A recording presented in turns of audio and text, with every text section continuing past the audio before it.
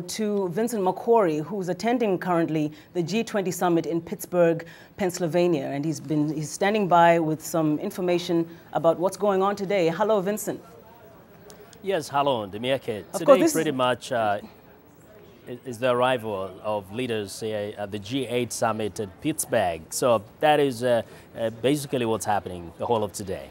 Well, of course, there are a lot of leaders who are expected, most of them who are still at the United Nations General Assembly, but they'll be heading over to Pittsburgh.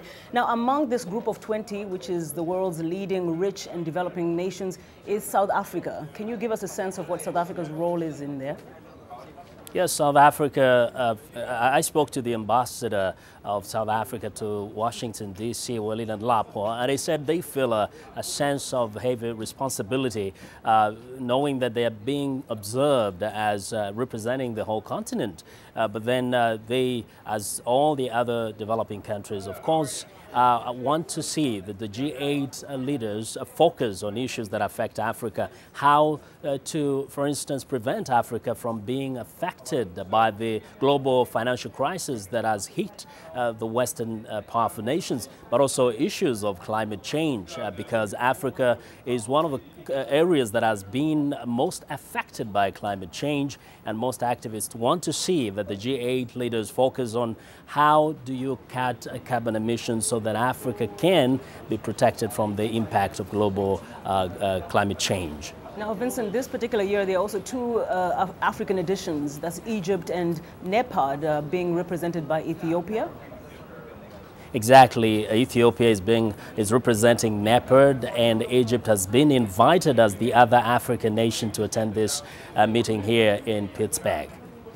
Vincent, also along the sidelines of this summit, there have been a lot of activists and scholars from Africa and of interest to Africa who are speaking there in Pittsburgh. What are you hearing from them? What are their concerns? Yes, and their concern is that while in the West the global financial crisis has caused job losses, bank collapses, foreclosure of homes, in Africa the situation is different. You're talking about undernourished children, children leaving school, going to work the streets so that their families can survive because they've lost their livelihoods. They want to see the G8 Summit leaders focus on particularly these areas. How do you help Africa develop? How do you help Africa develop institutions and also infrastructure in order to develop even further?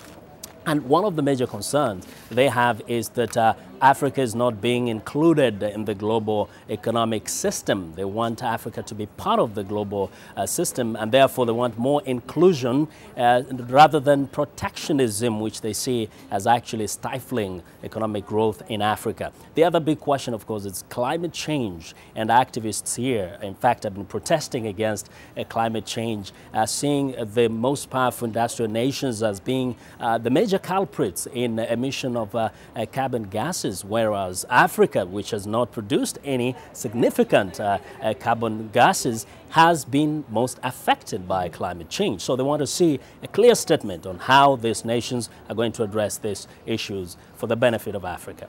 Vincent, there are also a lot of protesters there in Pittsburgh, I understand. Yes, there have been several protesters just behind me here.